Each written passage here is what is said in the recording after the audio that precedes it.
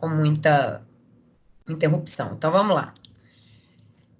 Hoje, então, a aula, para quem entrou agora, sessão 2.3, tá? A gente termina hoje a nossa unidade 2, e a gente vai falar da teoria das invalidades do negócio jurídico.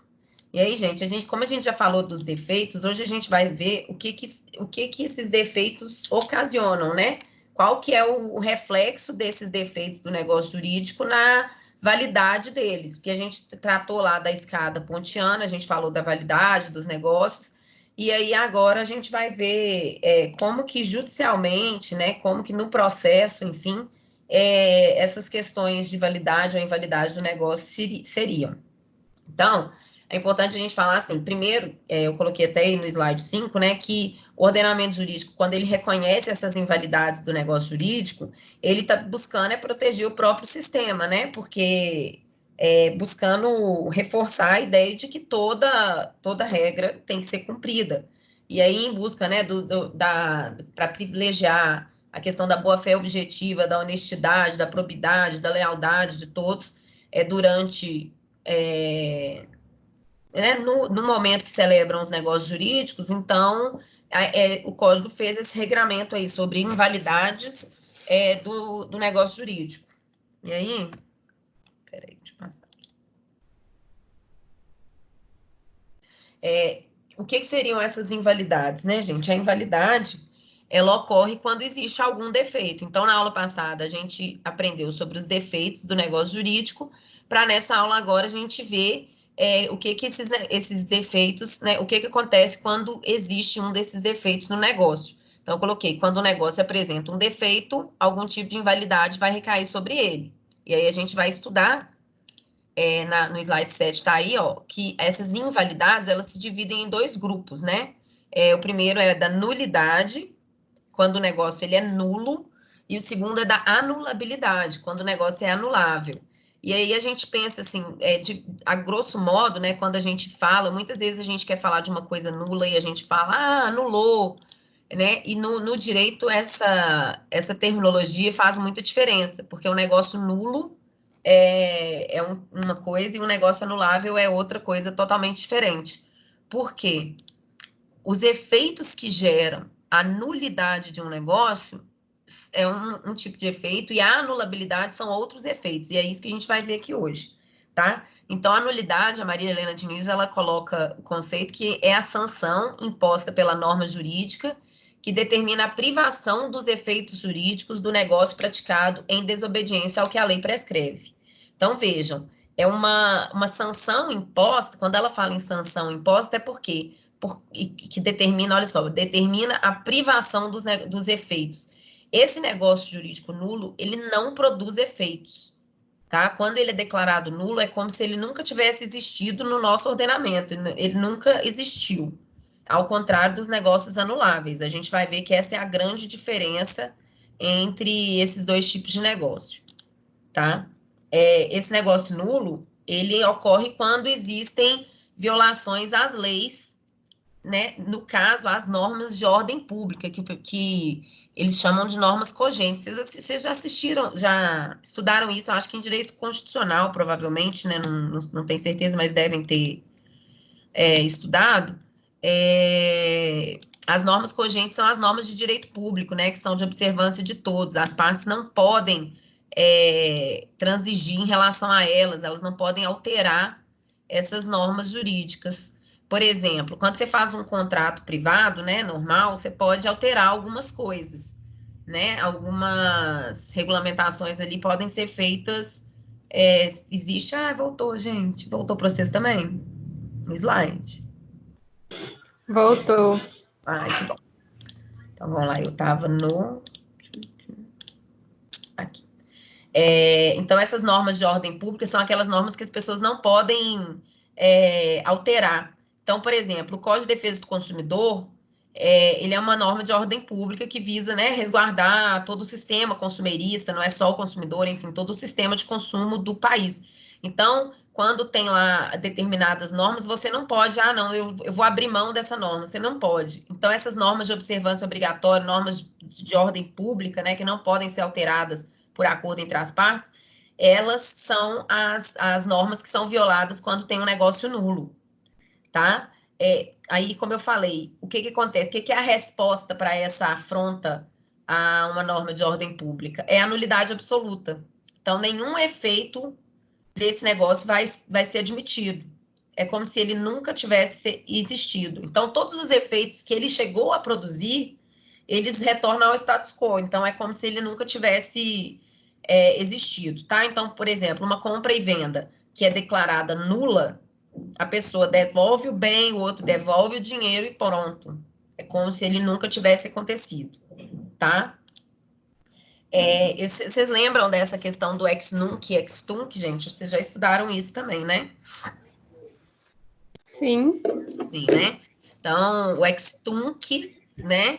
Que todos os efeitos, ele anula todos os efeitos desde o começo, né? Então, no momento que aquela causa de nulidade, ela se instalou ali naquele negócio, no momento que ocorreu a nulidade, todos os efeitos a partir dali, eles são considerados, eles são anulados, né? Então, no caso das nulidades, o efeito é ex tunc, tá, gente? Vocês vão ver lá no caso da anulabilidade que é o outro efeito. E aí a gente vai, sim, dar uma desmembrada boa nesse artigo 166. O artigo 166 é o artigo que fala das nulidades dos negócios jurídicos. Então, ele fala, é nulo o negócio jurídico quando celebrado por pessoa incapaz, for ilícito, impossível ou indeterminável o seu objeto, o motivo determinante comum a ambas as partes for ilícito, não revestir a forma prescrita em lei, for preterida a alguma solenidade que a lei considere essencial para a sua validade, tiver por objetivo fraudar lei imperativa, ou a lei taxativamente o declarar nulo ou proibir-lhe a prática sem cominar sanção. Aí eu vou só pedir um minutinho aqui para vocês, que eu vou abrir o meu arquivo aqui no meu PDF, só para... Então, gente, olha só. O primeiro, a gente vai falar de item por item aqui, tá? Para ficar bem claro para vocês. Então, o primeiro item aí do artigo 66, né, o primeiro inciso, é do absolutamente incapaz. Vocês já estudaram o código com a redação atual, né? Porque a redação foi alterada em 2015. Antes existiam várias causas de várias formas, né? Assim, vários tipos de incapacidade absoluta. Hoje, depois do Estatuto da Pessoa com Deficiência, a única causa da pessoa ser absolutamente incapaz é a questão etária. Então, hoje, só o menor de 16 anos é absolutamente incapaz. Todo o resto ou tem a capacidade plena ou vai ser relativamente incapaz. As únicas pessoas absolutamente incapazes dentro do nosso ordenamento jurídico depois dessa alteração são os menores de 16 anos. Então, qualquer ato ou negócio jurídico requer um agente capaz. A gente viu lá na nossa escada pontiana, né, que o requisito de validade, o primeiro requisito de validade é o agente capaz. Então, não tendo esse agente capaz, né, o negócio vai ser nulo. Então, um ato praticado, um negócio jurídico firmado por um menor de 16 anos, ele é nulo. E a data, né, o efeito dele vai retroagir desde a data do negócio. Como eu falei, o efeito é ex tunc. Tá? Esse é o mais fácil, né? Absolutamente incapaz. Vocês lembram disso do direito civil 1. E aí vem também no inciso 2, vem também outro requisito que está lá na escada, na parte da validade também. Né? Lá na validade fala objeto lícito, possível, determinado ou determinável. E aqui ele fala objeto ilícito, impossível ou indeterminável. Então, quando o objeto não for lícito, não for possível e não for determinável, né? O determinado ou determinável, vocês verem assim, que o próprio código, ele, apesar de lá no outro artigo, no 104, ele colocar lícito possível, determinado ou determinável, aqui ele só colocou determinável, mas entendam, é tudo, né? Ou ele é determinado, ou ele tem que ser no mínimo determinável. Então, o objeto ilícito, né? A gente falou disso já nas nossas primeiras aulas. O objeto ilícito é aquele em que é realizado em desobediência às normas de direito público. O negócio impossível é aquele que não permite a efetivação, né? Eu dei o exemplo da venda de terreno na Lua, enfim, são vários exemplos ali. E o objeto indeterminado é aquele que ele tem uma determinação, essa questão de ser indeterminável, ele pode até não ter a qualidade definida, mas ele tem que ter pelo menos a quantidade e o gênero, ou um dos três. Então, assim, eu falo, eu vou vender sei lá, um café, né? Até no livro de vocês o exemplo também é esse. Uma empresa vai se compromete a vender uma quantidade determinada lá de café, sei lá, 100 safras de café, e aí não especifica qual o tipo do café. Não tem problema, o objeto lá é café, né? O objeto é determinado, ele é determinável, ele só não tem o tipo, mas tem a quantidade certinha e o gênero dele, que é café. Então, se não tiver se o objeto for ilícito, impossível ou indeterminável, o negócio vai ser nulo, tá? Gente, de novo, podem me interromper surgindo qualquer dúvida, tá? A participação de vocês é importante para a gente conseguir levar a aula como se fosse uma aula presencial mesmo. E aí, no inciso 3, ele fala do motivo determinante comum a ambas as partes for ilícito. Então, o negócio vai ser nulo quando o motivo determinante comum a ambas as partes for ilícito. Então, olha só, gente. Motivo comum a ambas as partes. Então, as partes, os dois contratantes, eles têm que convergir ali em relação àquela ilicitude, né? E essa questão tem que ser determinante para que aquele negócio tenha sido firmado. Eu coloquei uns exemplos aqui, né? Por exemplo, a venda de um veículo para utilização num sequestro. Você vende um carro para uma pessoa sabendo que ela vai utilizar aquele carro para cometer um ato ilícito ali, né? Então, esse motivo determinante ali do negócio foi ilícito. Então, negócio jurídico vai ser nulo, né? Eu emprestei uma arma para você, e você me falou, me empresta sua arma que eu vou matar o fulano de tal. Aí é um comodato, né? Um empréstimo gratuito de coisa. E aí esse negócio vai ser nulo também, né? Aí, gente, deixa eu só abrir um. Então, vejam bem, as duas partes que firmaram aquele negócio, eles sabiam do motivo ilícito pelo qual eles praticaram o negócio, então, sabe, se era de conhecimento das duas partes, o negócio vai ser nulo, tá? O quarto, acho que é o inciso quarto, né, que é a forma prescrita em lei. Então, assim como lá na escada pontiana, né, falava forma prescrita ou não defesa em lei, aqui também é quando o negócio jurídico vai ser nulo se ele não se revestir da forma prescrita em lei. Então, as partes têm que observar aquela formalidade específica para cada tipo de negócio. Se elas não observarem, o negócio vai ser nulo. Eu falei aqui na aula, né, quando a gente estava tratando dessa questão de forma prescrita em lei, que existem diversos negócios jurídicos que o próprio código fala que tem que ser feitos de determinada forma, né? Então, eu coloquei aqui um exemplo, por exemplo, do artigo 108, que fala, né, eu até citei esse mesmo exemplo lá na aula, que a escritura pública é essencial à validade dos negócios jurídicos que visem a constituição, transferência, modificação ou renúncia de direitos reais sobre imóveis de valor superior a 30 vezes o maior salário mínimo vigente no país. Então, se eu vendi um imóvel de 60 mil reais, não fiz por meio de escritura pública, esse negócio é nulo, porque ele não obedeceu à forma prescrita em lei. Tá, gente? Ele é nulo. Eu não posso convalidar esse negócio. Eu tenho que fazer um novo negócio, enfim, por meio de uma escritura. Se eu quiser realmente continuar com aquele negócio, eu tenho que firmar um novo negócio jurídico com a forma que a lei determina. São nulos também os negócios celebrados que não observam a solenidade que a lei considera essencial. É praticamente a mesma coisa, tá, gente? Da forma prescrita em lei. Forma ou solenidade que a lei determina é a mesma coisa. Você tem que observar, para cada negócio que você firma, você tem que observar o que a lei exige para aquele determinado negócio.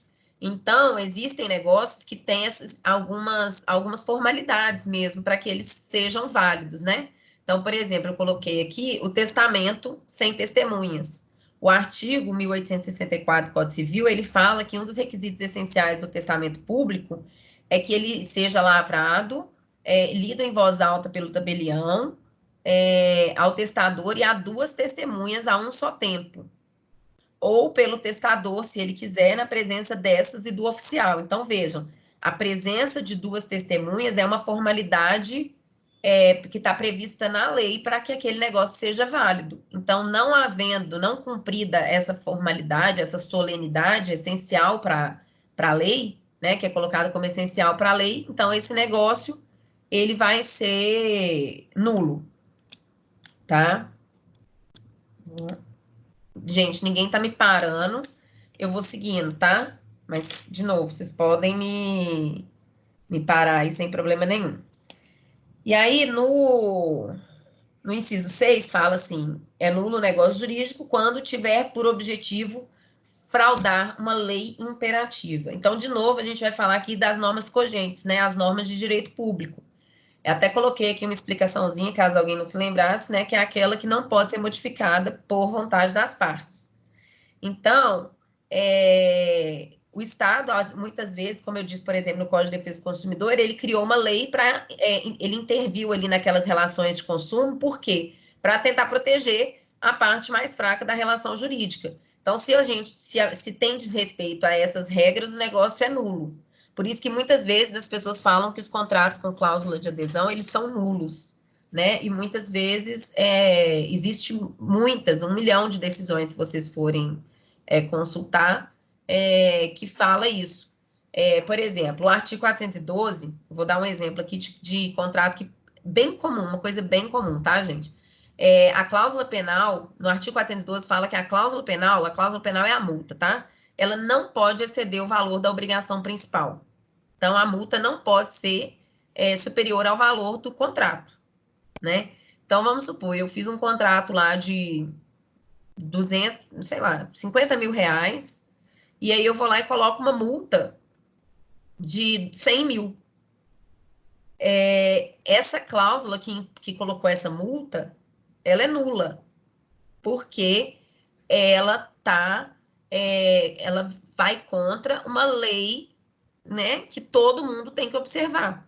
Então, essa lei foi criada para quê? Para que tem esse artigo no Código Civil? Para proteger realmente a relação, né, entre as pessoas. Não seria justo você pagar uma multa maior do que o valor do seu contrato. Então, qualquer contrato que tenha essa previsão de uma cláusula penal superior ao valor do contrato, esse contrato vai ser nulo nessa parte, tá? Muitas vezes o resto do contrato vai até poder ser aproveitado, a gente vai ver isso aqui um pouquinho mais para frente, mas no tocante à cláusula penal, ele vai ser nulo, tá? A cláusula o item lá, a cláusula do contrato que fala da multa, ele vai ser nulo, então você não vai ter que pagar essa multa, ok? Esse é um exemplo bem comum que a gente vê muita decisão judicial nesse sentido, tá, gente? No nosso trabalho, a gente vai tratar muito de casos concretos do que a gente estudou. Então, vai dar para vocês darem né, colocarem assim, entenderem melhor como que acontece na prática, tá? E aí, o último inciso aqui da nulidade, ele é nulo, o negócio jurídico, então, quando a lei taxativamente declarar que ele é nulo ou proibir-lhe a prática sem combinar sanção. Então, vejam bem, gente, como é maior, tá? Eu vou explicar aqui. Primeiro, a lei pode considerar um determinado negócio como não pode ser praticado. Tá lá na lei lá que não pode ocorrer uma venda de ascendente para descendente. Ponto. Tá? A lei está declarando que não pode, que é proibido. Então, se você fizer uma venda de um bem de um ascendente para o descendente, é nulo, tá? Essa venda vai ser nula, porque está proibido em lei, tá? A consequência, então, obviamente, é a nulidade do negócio. Eu coloquei aqui um outro exemplo, além desse da venda de ascendente para descendente, que é o artigo 1475, né, que ele fala assim, ó, é nula a cláusula que proíbe ao proprietário alienar imóvel hipotecado. Ô, gente, vocês sabem o que é imóvel hipotecado, né? Você dá o imóvel lá em garantia para o banco, então,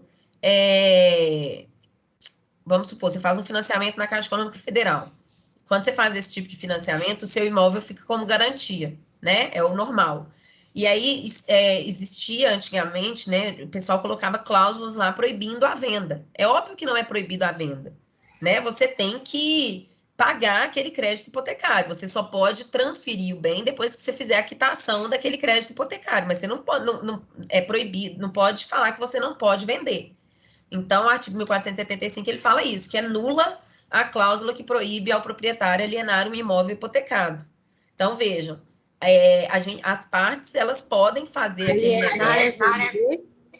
Oi? Alienar é vender? Alienar é vender, tá? Alienar é vender. Então, elas, aqui, se tiver uma cláusula de um contrato falando que a parte não pode vender aquele imóvel porque ele está hipotecado, essa cláusula é nula. Então, vejam bem, a própria lei, né, declarou uma prática lá nula, ok? Eu acho que eu tinha colocado um... Ah, não, coloquei sim, peraí. Tem um outro aqui.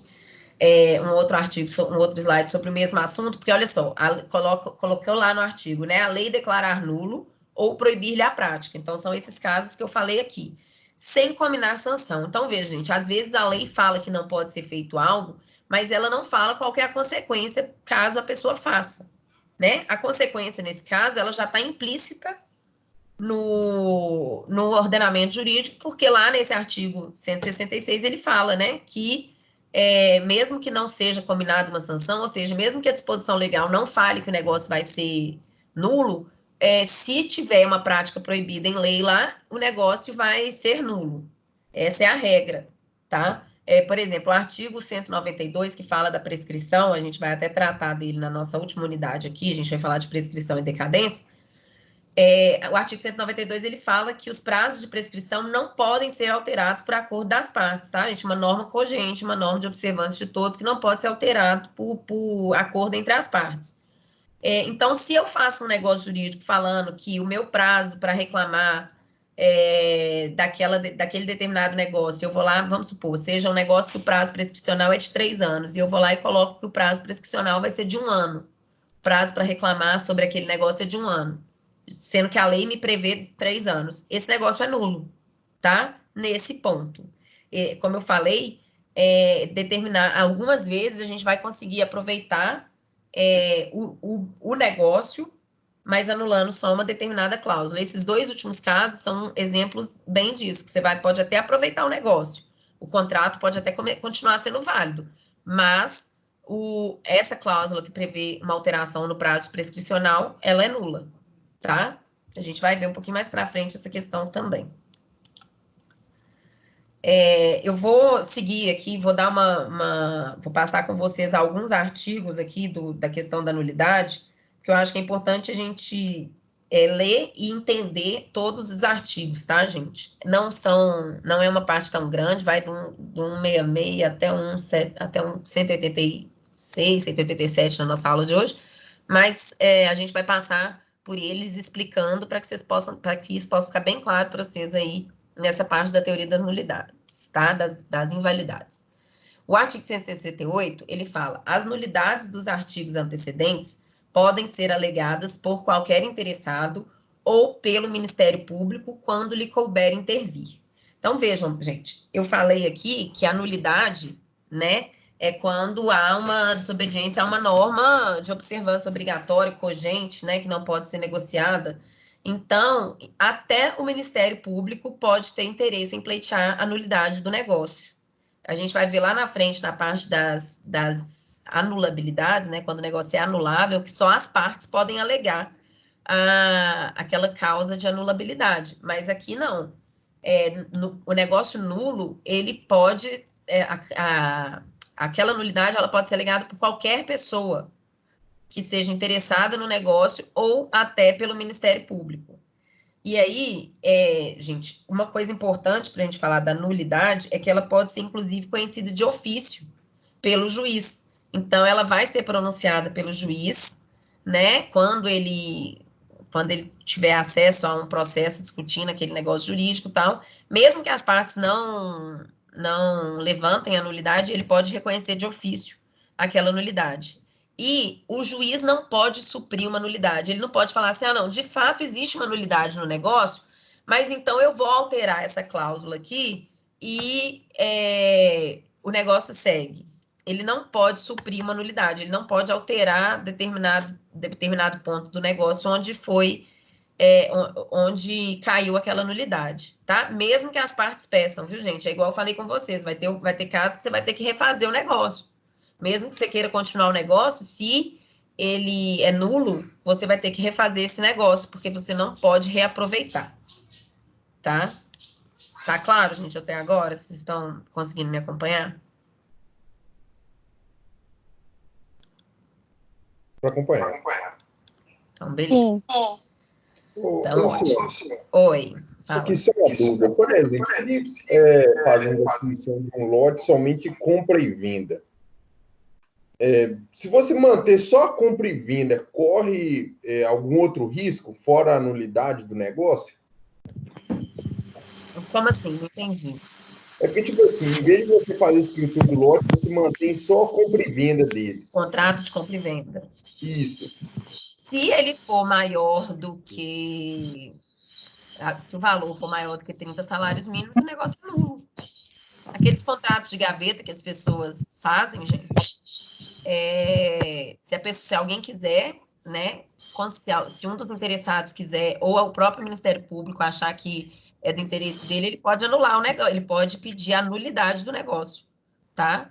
Porque não seguiu a forma prescrita em lei. A forma prescrita em lei para compra e venda, para alienação, em geral, de bens imóveis de valor superior a 30 salários mínimos é por meio de escritura pública, não por contrato de compra e venda. Entende, gente? Você pode ter o contrato de compra e venda também, mas você tem que fazer o registro dele no cartório. Se você não fizer o registro dele no cartório, se você não lavrar a escritura pública de compra e venda, esse negócio pode um dia ser declarado nulo, tá? E vocês vão ver aqui que não existe prazo para pedir a nulidade de um negócio jurídico. Porque a nulidade, olha, exatamente esse artigo que está aqui, ó, no 169, olha.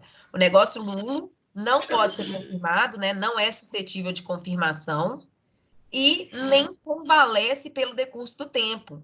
Então, um negócio, uma compra e venda de um terreno feita há 30 anos atrás, mas que não foi levada a registro, eu posso entrar hoje, eu como interessada, posso entrar hoje pedindo a nulidade daquele negócio. E aí seria como se ele nunca tivesse acontecido. Entendeu? Entendi. Então, gente, olha só, esse artigo 169 ele é muito importante, porque ele mostra aqui que para declarar um negócio jurídico nulo, ela é imprescritível, tá? Aí existe uma discussão doutrinária que eu até vou encaminhar para vocês darem uma lida num trecho do livro. O livro vocês já têm, mas eu vou mandar especificamente as páginas que eu quero que vocês deem uma olhada para a gente discutir na próxima aula. É porque é o seguinte, existe uma discussão se essa questão de ser imprescritível, ou seja, eu puder anular a qualquer tempo, como que faz se já validou aquele pagamento, né? Enfim. Então, essa discussão eu não vou falar, não vou entrar nela hoje, porque a gente vai ser tema do trabalho da semana que vem, tá? Então, a gente vai falar um pouquinho aqui dessa questão da imprescritibilidade da ação de nulidade, tá? Vou até anotar aqui para lembrar da questão que eu tenho que mandar, do texto que eu tenho que mandar para você. Só um minutinho. Ação de nulidade imprescritível. Mas, então, o artigo 169, então, ele fala, né, que aquela nulidade, ela não desaparece à medida que o tempo passa, ela vai ser a nulidade eterna, e o negócio não pode ser confirmado, né? Aquela nulidade, ela não pode ser suprida nem pelo juiz, nem pelas partes, tá? Lá na anulação, a gente vai ver que isso é possível, aqui na nulidade, não. A nulidade, gente, ela acontece quando existe algo grave no negócio, que macula aquele negócio de forma que ele não pode existir, né? Então, assim, todas as previsões aqui são as mais gravosas possíveis, né? Porque realmente são coisas muito importantes, não importantes, mas muito graves, e que tem que gerar realmente a nulidade daquele negócio, tá? E aí a gente vai entrar aqui na anulabilidade. Alguém tem alguma dúvida sobre os negócios nulos, gente? No artigo 170. Luciano, Oi.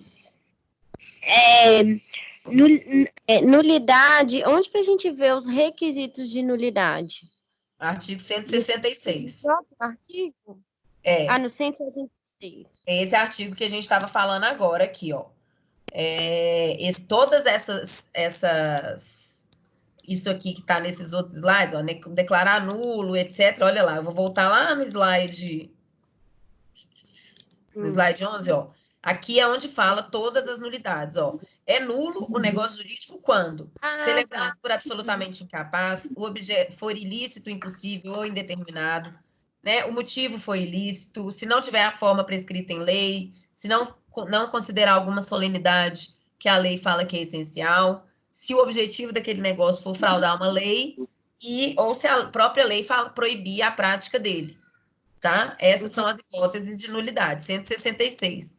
Vocês sempre vão se lembrar, são os artigos mais importantes sobre negócio jurídico, não os mais importantes, mas os que vocês mais vão ver no dia a dia, na prática jurídica mesmo, é o 166 e o 171, que são as causas de nulidade e anulabilidade. É bem comum isso ser alegado no processo, então a gente tem que saber realmente o que é cada um. Por isso que eu fui passando um por um aqui para tentar explicar um pouquinho. Mas sempre que vocês tiverem dúvida, recorram ao 166, tá? Que depois que eu expliquei o que ele é, eu acho que já fica mais fácil vocês entenderem o que é cada item aqui. Mas se depois você der uma lida nele e não tiver entendido alguma coisa, pode me perguntar, se não for por aqui, enfim, mais para frente, pode ficar à vontade. Tá, beleza. Boa noite, tudo bem? Boa noite, quem é? Érica. Oi, Érica. Aqui, só repete para mim, por favor, no artigo 168, que você falou que pode ser feito de ofício. Eu perdi um pouquinho nessa parte. Ah, tá, peraí. Deixa eu voltar. O artigo 168, na verdade, ele não fala dessa questão de ofício. A questão de que o juiz pode reconhecer de ofício está um pouquinho mais na frente, mas eu só adiantei.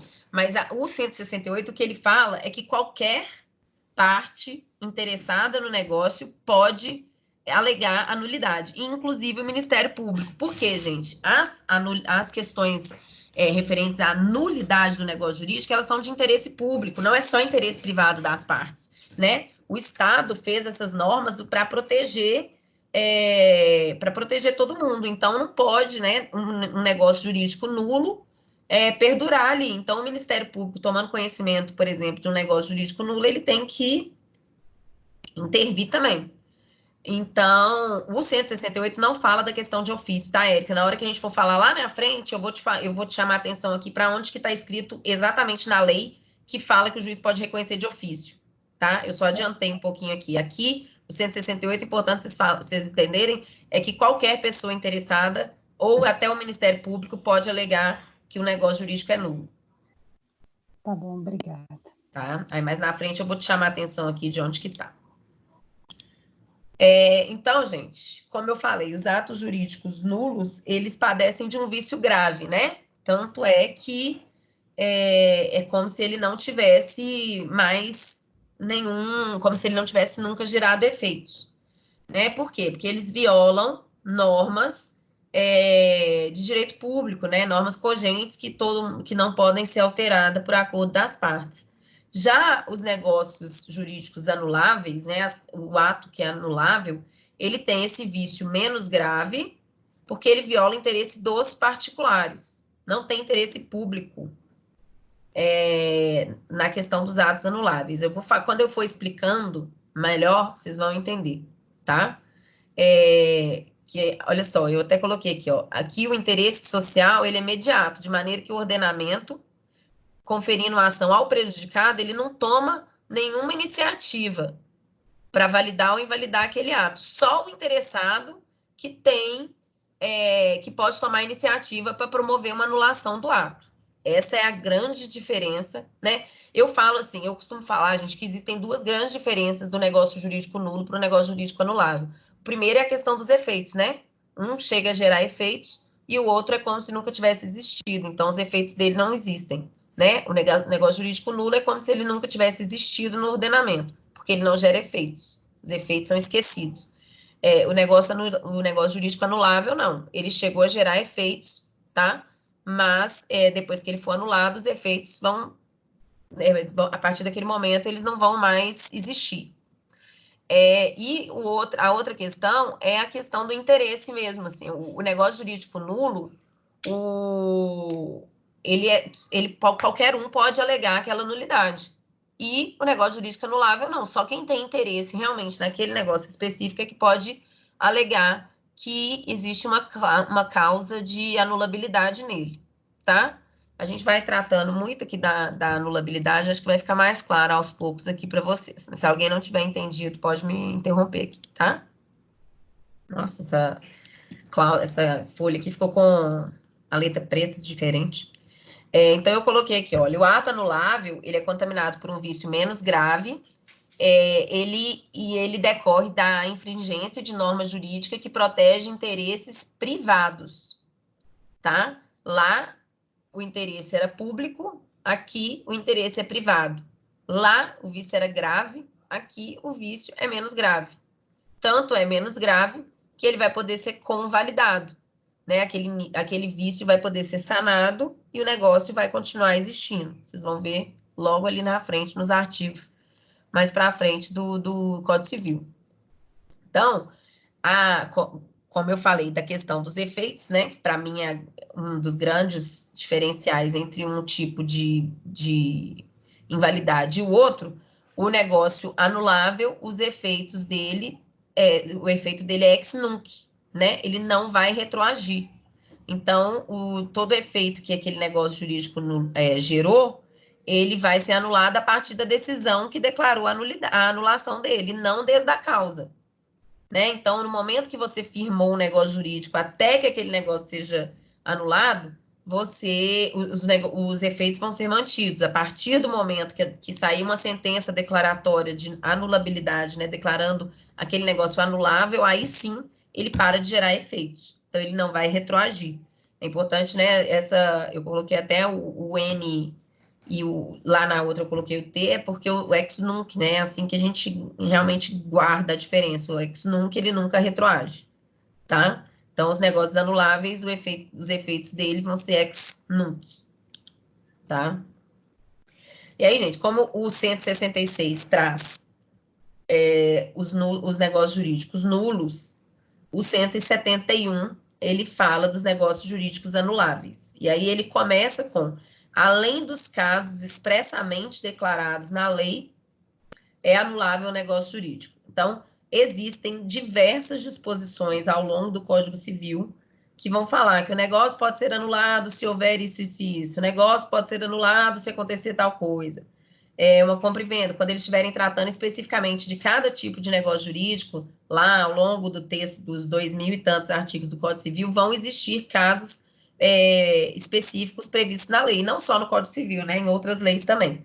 Mas dentro da normatização aqui da teoria das invalidades, o que consta aqui são dois incisos aqui sobre a invalidade, né, sobre a anulabilidade do negócio. Então, a primeira é pela incapacidade relativa do agente. Então, vejam, lá na frente, lá atrás, quando era absolutamente incapaz, o negócio era nulo.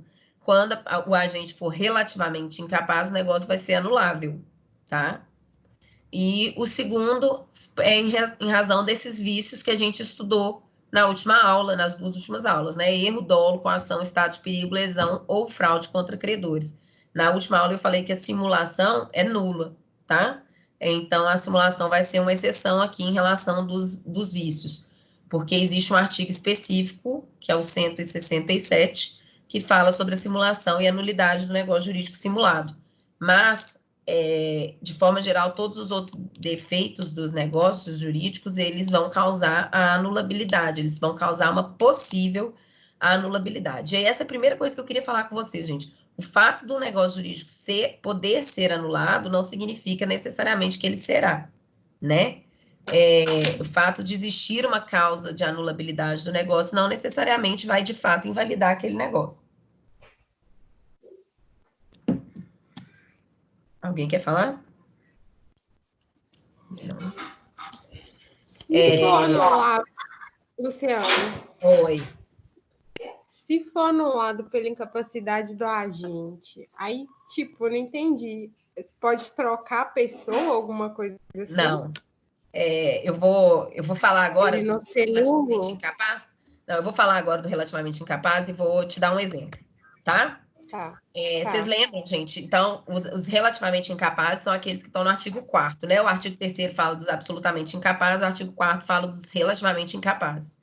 Então, a lei, né, depois de uma alteração legislativa aí de 2015, ela fala de 4 hipóteses de relativamente incapaz. Os maiores de 16 e menores de 18, então entre 16 e 18 anos, os ébrios habituais e os viciados em tóxico, aqueles que por causa transitória ou permanente não podem exprimir sua vontade. Aqui dentro dessa parte não entra os deficientes físicos, tá, gente? Os deficientes físicos não, os deficientes de forma geral eles são capazes, tá? E também os pródigos. Então, olha só, vou te dar um exemplo. Uma pessoa,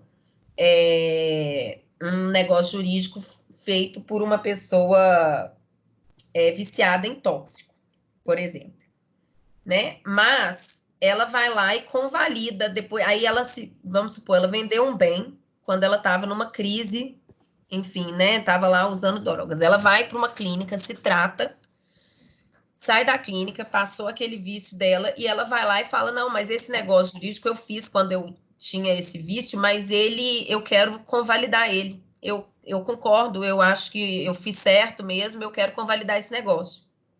Então, essa anulabilidade ela não vai existir porque a parte convalidou, né? Ela retirou aquele defeito referente à incapacidade relativa da época que ele celebrou o negócio. Por exemplo, um negócio feito por um menor de 18 anos, né, sem assistência dos pais, ele também pode ser convalidado. Os pais podem ir lá e falar: não, ele fez esse negócio sem assistência, mas a gente vai agora aqui, né, assistir ele e vai concordar com a convalidação desse negócio. Ele pode continuar válido. Entendeu? Quem foi que perguntou? Bruna, né? Você entendeu, Bruna? Entendi. A parte, na verdade, no momento que ela celebra o negócio, ela é relativamente incapaz, mas depois ela pode suprir essa incapacidade. Então, vamos supor, no artigo 3º também fala, né, das pessoas que por causa transitória ou permanente não podem exprimir a sua vontade. Então, vamos supor uma pessoa que tem algum tipo de deficiência, que foi interditada, né? E aí ela vai lá e celebra um negócio sem o curador assinar. Esse negócio ainda vai poder ser validado, porque apesar dessa incapacidade daquele momento, se o curador concordar e achar que é um bom negócio, o negócio segue. Se as partes, tá? Vocês vão ver que as partes podem convalidar os negócios. A gente vai chegar no artigo, que aí eu acho que vai ficar um pouco mais claro também. Talvez da leitura do artigo vocês entendam melhor, tá? Então, vejam bem, gente, lá no artigo 171 fala da incapacidade relativa do agente. A incapacidade relativa do agente vai ser os casos do artigo 4º, tá? Vão ser esses casos do artigo 4º. E o segundo inciso fala do vício resultante do erro, dolo, coação, estado de perigo, lesão ou fraude contra credores. Então, vejam que é um rol, são só esses defeitos, tá? Que podem causar a anulação do negócio. Então, vejam, ele fala, vocês lembram, né? Eu até coloquei aqui, eu extraí isso aqui da nossa aula passada, né? O erro é quando a pessoa se engana sozinha, né? O dolo, alguém leva aquela pessoa a se enganar em relação a um negócio jurídico. A coação é a intimidação moral, né? Estado de perigo é quando alguém, né, uma pessoa próxima ou você mesma sofre, tá? Tem um dano iminente ali que pode acontecer e a outra pessoa conhece e ela vai lá e te obriga, enfim, a firmar um negócio, mesmo sabendo daquele estado de perigo, né? A lesão é aquela pessoa, ou por inexperiência, ou realmente por necessidade, que ela assume uma prestação desproporcional, né? E a fraude contra credores é realmente quando as pessoas querem, elas se unem para fazer negócios fraudulentos e aí evitar pagar credores, enfim, né? Vão dilapidando o patrimônio ali para buscar não cumprir com as obrigações que elas tinham junto aos credores. Aqui, gente, só passei aqui porque foi o objeto, né, das nossas duas aulas. Então, vejam, vou só voltar lá no 171. Os dois casos de anulação, né, do negócio jurídico que tem no 171, além de todos os casos previstos em lei, são quando a parte ela é relativamente incapaz ou o negócio tem um vício, tá? Esses vícios, gente, são os mais comuns de serem alegados dentro de um processo judicial, né? E aí, exatamente a parte que eu falei aqui. Quando o negócio ele for só anulável, olha só, o negócio jurídico anulável pode ser confirmado pelas partes, salvo direito de terceiros. Então, vejam, as partes podem confirmar o negócio, desde que ela, obviamente, não prejudique o direito de uma terceira pessoa. Foi exatamente esses casos que eu falei aqui para a Bruna, né? A pessoa, um menor de 18 anos que firma um contrato e depois ela vai lá e confirma que ela realmente tinha a intenção daquele contrato e o assistente, né, a pessoa, o representante legal dela também vai lá e confirma, ou um viciado em tóxico que depois vai lá e confirma que ele realmente queria praticar aquele negócio, ou seja, o negócio for confirmado, ele segue válido, tá? E aí, existe um requisitozinho, né, para essa confirmação, que ela tem que conter a substância do negócio e a vontade expressa de mantê-lo. Então, as partes têm que, de forma expressa, manifestar a sua vontade de manter o negócio jurídico. Como eu já falei em outra aula, né, o silêncio, essa questão do silêncio importa a anuência, nem sempre, né, porque o próprio artigo lá fala o silêncio importa a anuência desde que os meios, enfim, não permitam. Nesse caso aqui, o silêncio não importa na confirmação do negócio jurídico, porque você tem que, de forma expressa, manifestar a sua vontade ali de, não, tem esse defeito do negócio, mas eu vou ignorar o defeito e eu quero seguir com esse negócio válido, eu quero que seja considerado válido, tá? Luciano, Oi. por acaso, em averbação de divórcio, por exemplo, se uma das partes assinarem sobre efeito de tóxico, por exemplo, e depois reconhecer que estava sobre esse efeito, tem como a anulação? Tem como anular. A O anulação ato mesmo. jurídico de dissolução do casamento, né? O ato jurídico, nesse caso aí, o negócio, enfim, o ato jurídico que vai ser anulável é a dissolução do casamento. Então, a pessoa vai lá e fala, não, esse ato jurídico, ele tem que ser anulado porque eu era viciado em tóxico na época. Só que, gente, é muito difícil você comprovar isso passado um tempo, né? Mas, enfim, é uma das hipóteses. Pois Tá? aí tem Você prova que você não tinha tem o capacidade. tempo, né? Tem o tempo para poder comprovar. Tem, a gente vai falar do prazo aqui, daqui a pouquinho, Tá. tá? Aham. Existe um prazo para ajuizar a ação pedindo a anulação do negócio jurídico. Como eu falei, Aham. negócio nulo, ele não tem prazo prescricional ali para alegar a nulidade do negócio. O negócio anulável tem, né? Claro, até porque você não pode sair prejudicando o terceiro de boa fé ali, deixando ad eterno aquele negócio defeituoso um dia poder ser anulado. Já que o defeito é menos grave, né? Já que o problema desse negócio tem uma gravidade menor em relação aos negócios nulos, tá?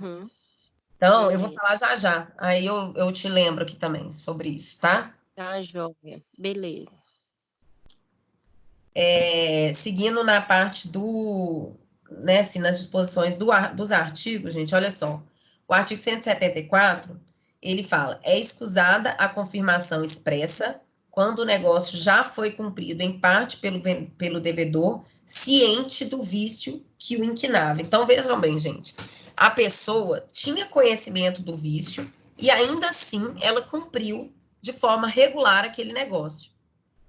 Então, se eu tinha interesse e mesmo assim eu cumpri o negócio, se eu tinha conhecimento de um defeito, né, de um vício dele, e mesmo assim eu cumpri, é porque eu tinha interesse em manter esse negócio, né? Vai presumir o meu interesse na manutenção do negócio, porque se eu tenho conhecimento de algo que podia anular o negócio e ainda assim eu não alego essa causa de anulação do negócio e eu cumpro o negócio, é porque, obviamente, está demonstrado ali o meu interesse em manter aquele negócio. Então, eu até coloquei, olha, se a parte tinha conhecimento do vício e ainda assim o negócio foi cumprido, não há necessidade de confirmação, pois vai haver uma presunção aí de que a parte tinha interesse em manter o negócio.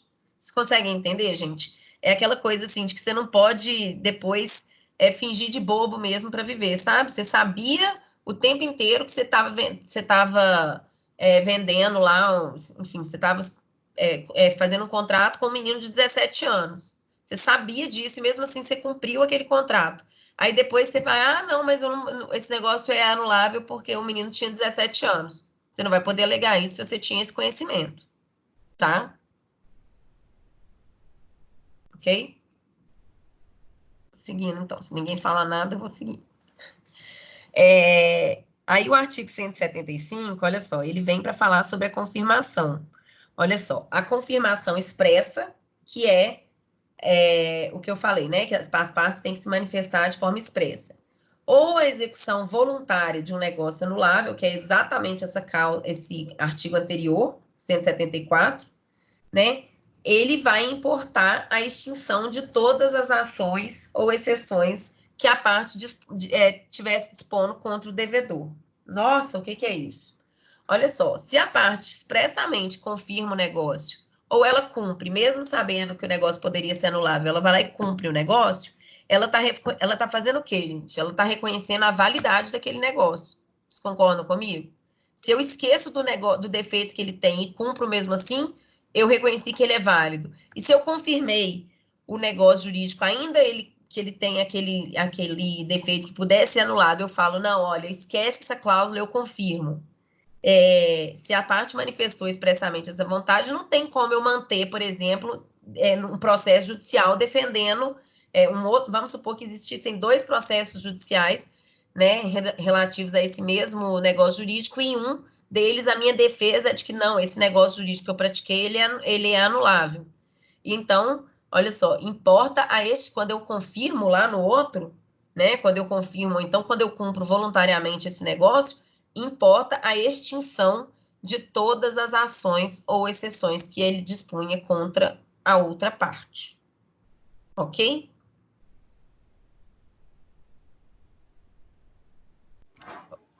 Ok. Eu vou seguindo aqui. É ruim, né, gente? Porque na aula eu vejo a carinha de vocês, assim, então dá para eu perceber quando eu falo alguma coisa que alguém não entende aqui. Parece que eu tô ficando, tipo, doida, falando sozinha, né? É ruim demais, mas enfim. Mas tá dando para entender, tranquilo, Luciano. Tô com a hora que mais tá dando para entender. Então, beleza. Vamos seguindo, então. Eu até coloquei uma observação aqui, gente, que essa confirmação, ela também é chamada de ratificação, né? Então, ela é uma medida, eles chamam, na doutrina, eles chamam de medida sanatória voluntária. Ela só acontece, obviamente, nos atos anuláveis, né? Já que lá no negócio nulo, você não pode convalidar o negócio, você não pode ratificar uma vontade já declarada nula, né? Então, você vai fazer uma declaração de vontade validando aquele negócio jurídico. Você pode colocar, não, embora exista esse vício, né? Eu estou ratificando ele. Então, eu coloquei só uma observação aqui em relação aos termos utilizados, porque muitas vezes vai ser cobrado em questão de concurso, alguma coisa, não vai falar só em confirmação. Às vezes vai estar falando de ratificação, às vezes vai estar falando em medida sanatória voluntária para sanar um negócio jurídico, e aí você vai falar, nossa, mas não foi essa palavra que eu aprendi. Então, assim, são alguns sinônimos mesmo que a doutrina trata, tá? E dependendo do nível da prova do concurso, principalmente que é de concurso de nível superior, concursos mais específicos, juiz, promotor, papapá, eles adoram cobrar termos assim que só um doutrinador fala, e eles cobram aquele para ver se a pessoa realmente ela estudou, ela leu toda a doutrina daquela área. Então, eu coloquei essa observação aqui só para vocês terem essa noção das outras formas da gente falar da confirmação do negócio jurídico, tá? Anulável. Aqui, ó, o exemplo que eu falei acho que foi com a Thaís, né? Olha só, quando a anulabilidade do negócio resultar da falta de autorização de terceiro, será validado se este ader posteriormente. Então, um negócio jurídico praticado, por exemplo, por um menor de 18 anos, ele pode vir a ser validado se esse terceiro, né, se esse representante legal for lá e falar, não, ó, é válido sim, eu supro esse vício, nesse momento que eu estou suprindo o vício que existia, relativa à incapacidade do agente, estou falando que não, esse negócio pode ser mantido, tá? Ô, gente, na aula passada, quando eu falei dos vícios, eu falei um pouco isso, assim, o Código Civil, um dos princípios dele é o princípio da continuidade dos contratos. Então, assim, realmente, o contrato só vai ser anulado, né, quando realmente for algo muito grave que não possa ser consertado. Tudo que tiver jeito de ser consertado, o negócio jurídico, o Código Civil dá essa possibilidade, para que esse princípio da continuidade dos negócios seja respeitado e gere mais segurança jurídica. Porque quando você firma um negócio, todo negócio que você firmar, você fica pensando, a pessoa vai tentar anular, você vai ficar realmente com medo, né? Vai passar uma sensação de insegurança. Então, o código dá todas as ferramentas possíveis e impossíveis para que um negócio seja ali convalidado, confirmado, para que não haja essa enxurrada de negócios jurídicos anuláveis, tá? Buscando sempre preservar não só a continuidade do contrato, como a boa-fé.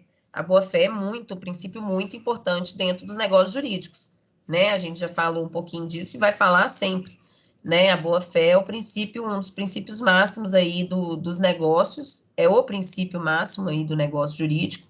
Então, quando a parte está agindo de boa-fé, né, e ela firma o negócio ali, tudo, então a lei vai dar todas as possibilidades para que aquele negócio seja mantido e não prejudique ninguém, tá?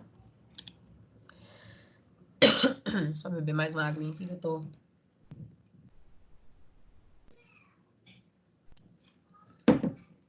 Então, 177, ele fala, ó, a anulabilidade não tem efeito antes de julgada por sentença, nem se pronuncia de ofício. Quem foi que me perguntou o negócio de ofício? Foi a Bruna? Fui eu não, foi Érica. Érica. Aqui, ó, Érica, o artigo que eu te falei. Ó, a anulabilidade não tem efeito antes de julgada por sentença, nem se pronuncia de ofício. Só os interessados podem alegar e vai aproveitar exclusivamente aos que a alegarem, salvo o caso de solidariedade ou indivisibilidade. Gente, eu sei que tem alguns artigos, quando você lê, você fala, nó, socorro, né? Mas não está falando nada, não é um bicho de sete cabeças, não. Ele está falando que a declaração de que o negócio foi anulável, ele só vai produzir efeitos, né, a partir da sentença.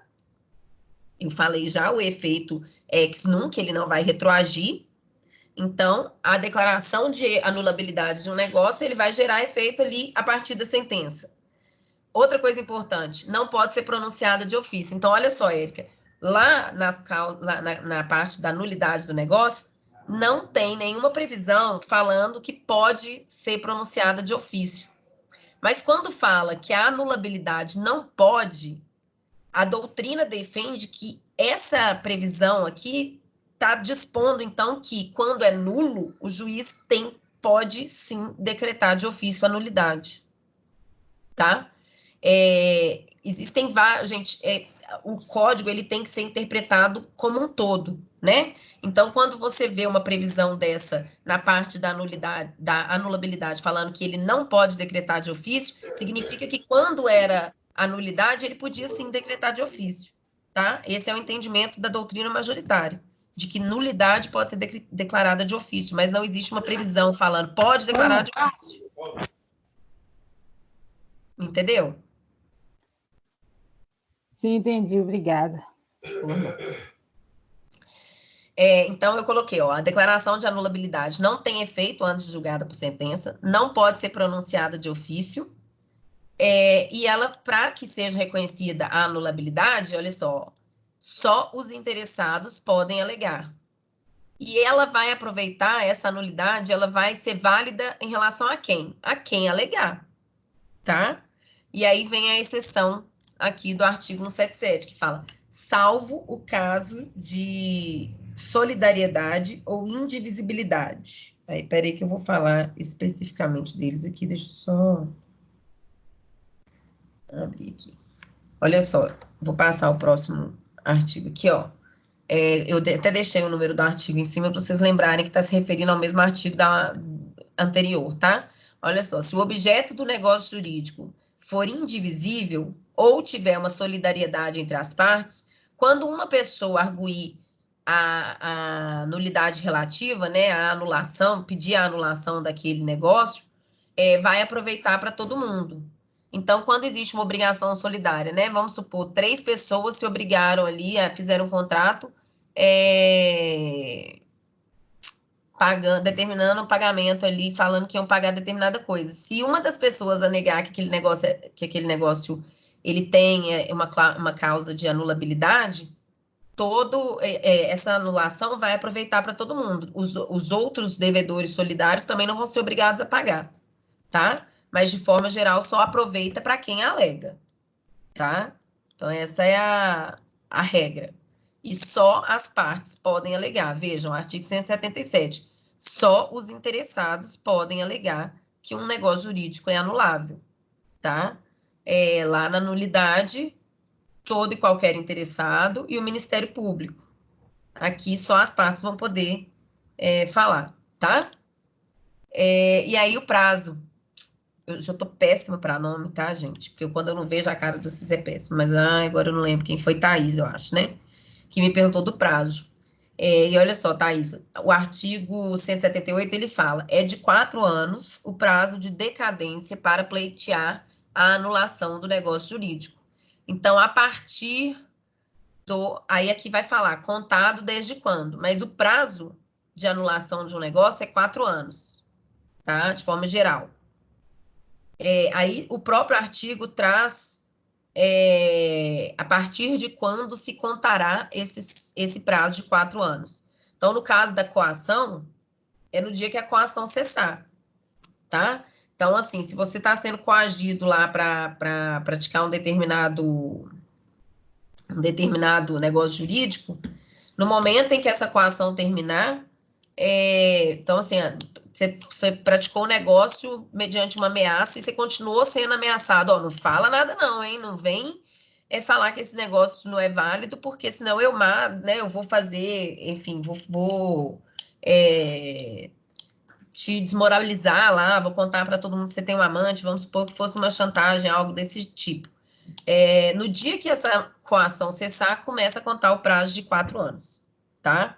No caso do erro, dolo, fraude contra credores, estado de perigo ou lesão, é do dia do negócio jurídico, tá? Se, gente, eu percebo, né, que eu fui enganada ali, eu tenho que pedir, o meu prazo para pedir a anulação daquele negócio começa no dia seguinte, né? No dia seguinte, não, no mesmo dia, enfim, o prazo é 4 anos contado do dia. Mas a partir do momento que eu percebo que eu fui enganada, eu tenho que pedir a anulação, senão, né, eu tenho esses 4 anos. E no 3 aqui, tinha que ser no caso, né, no de atos de incapazes do dia em que cessar a incapacidade. Então, o negócio jurídico firmado por um menino de 17 anos, o prazo decadencial para ele pedir a anulação vai começar a contar do dia que ele fizer 18. E aí ele vai ter 4 anos para propor a ação. Tá? No caso lá do viciado em tóxico lá, no momento em que ele fez o tratamento e enfim, se curou ali, né, daquele vício, naquele momento ali, cessou a incapacidade dele e ele tem 4 anos para buscar a anulação do negócio. Entenderam, gente? Lembrem que a ação para nulidade do negócio, ela não prescreve. Aqui, ela tem esse prazo decadencial. O prazo decadencial passado aquele prazo, eu não posso mais, não é que eu não tenho, o meu direito não pode mais ser exercido, tá? A gente vai entender a diferença entre prescrição e decadência exatamente na aula, quer ver? Deixa eu até entrar aqui. Não sei se vocês já estudaram sobre isso de forma geral em alguma matéria, mas a nossa unidade 4 é exatamente isso, prescrição, decadência, tá? É a unidade 4. E aí vocês vão entender melhor a diferença entre decadência e prescrição. Oi. No caso, os 4 anos é decadência ou é a prescrição? É decadência. É decadência, é o prazo que eu tenho para exercer o meu direito. Luciana. Entendi. Oi. Isso que eu ia perguntar também, porque a prescrição seria o direito de reclamar e a decadência do titular, tipo, cobrar, né? A gente viu isso em de penal, exercer não o sei se... direito, né? A Isso. decadência eu não tenho mais, eu até posso ter o direito, mas eu não posso mais exercer aquele direito, né? Então, o prazo para ajuizar a ação, ele é decadencial, é igual o prazo da ação trabalhista, né, gente? Você tem 2 anos após a saída de um emprego para ajuizar a ação. Se passou 2 anos e um dia, acabou, né? Aqui é a mesma situação. Esse prazo da decadência trabalhista, todo mundo sabe, porque todo mundo, né? Você saiu do emprego, ó, só tem 2 anos para ajuizar a ação, hein, tal. É a mesma coisa aqui. Um negócio jurídico nulo, ele só tem 4 anos para se levantar esse negócio jurídico nulo, não. O negócio jurídico anulável. Você só tem 4 anos para alegar essa causa de anulação, tá? Essa nulidade relativa que eles chamam. Entendido? Então, tá, vou seguir.